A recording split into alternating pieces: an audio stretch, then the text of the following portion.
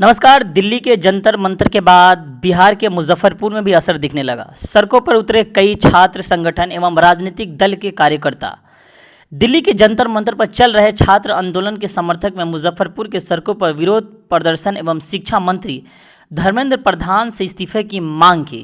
प्रदर्शन के आगे मुजफ्फरपुर सिटी एसपी महबूबा अंसारी खुद नजर आ रहे हैं ताकि शांति माहौल बना रहे।